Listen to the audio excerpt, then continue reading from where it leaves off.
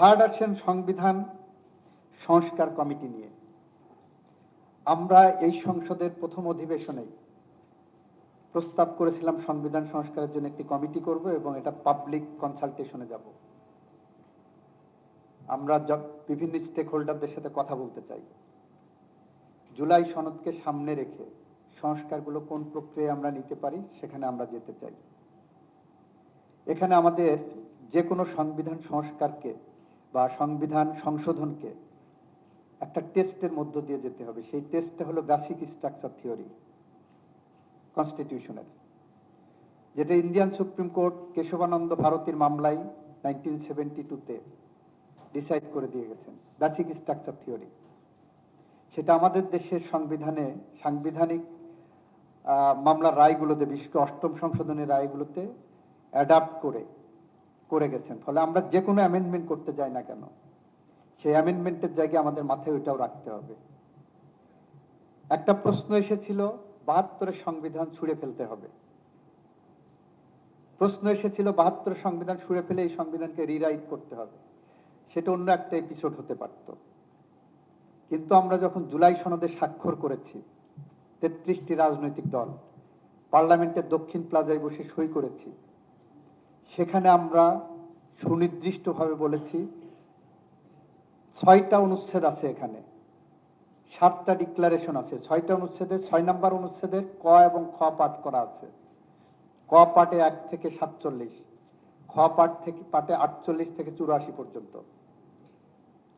ক পাঠে বলা হচ্ছে প্রতিটা পরতে পরতে যে সংবিধান সংশোধন করে এই কাজগুলো করতে হবে। তার মানে আমি ৭২-এর সংবিধানকে অ্যাডাপ্ট করে নিলাম। আমি যা কিছুই করি না কেন ৭২-এর সংবিধানকে সামনে রেখেই আমাকে এগিয়ে যেতে হবে। এইটা হলো আমার জুলাই সনদের একটা পার্ট।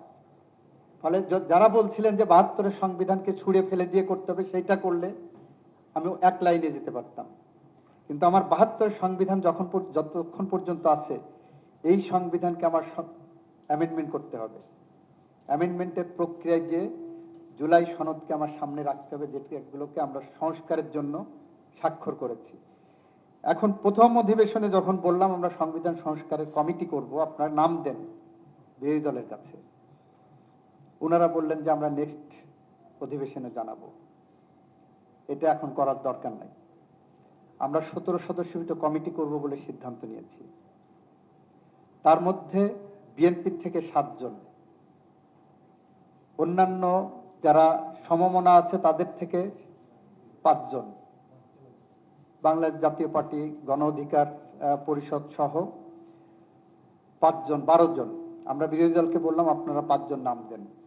ওনারা পরবর্তী অধিবেশনে দিতে চেলেন। আমরা দফায় দফায় মিটিং করেছি, আমরা সেই নামগুলো পাইনি। আমরা কমিটি একটা করেছি ১২ সদস্য বলে, আমরা বলেছি ওই ৫ জনের নামের জন্য আমরা এখন অপেক্ষা করছি। আমরা আশা করি তারা, ওনারা যদি ওই নামগুলো দেন, আমরা নিয়ে সংবিধান সংশোধনের জন্য সংস্কারের পথ ধরে আমরা এগোবো। সেখানে যদি আপনাদের যে কোনো বক্তব্যকে আমরা বিশ্বাস করি, আমরা অ্যাকোমোডেট করার চেষ্টা করব যদি যৌক্তিক হয়, এবং সেই যৌক্তিক অ্যাকোমোডেশনগুলো করার জন্য আপনাদেরকেও এগিয়ে আসতে হবে। আবারও বলছি, আমরা সামনের দিকে এগোতে চাই, আমরা পিছনে ফিরতে চাই না। সাংস্কৃতিকভাবে আমরা এগিয়ে যেতে চাই। আমরা গুম খুনের রাজনীতির পিছনে যেতে চাই না।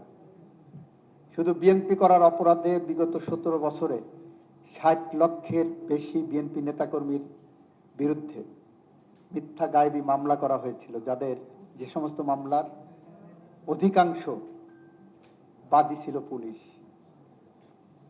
আমরা ওই সংস্কৃতি থেকেও বের হয়ে আসতে চাচ্ছি।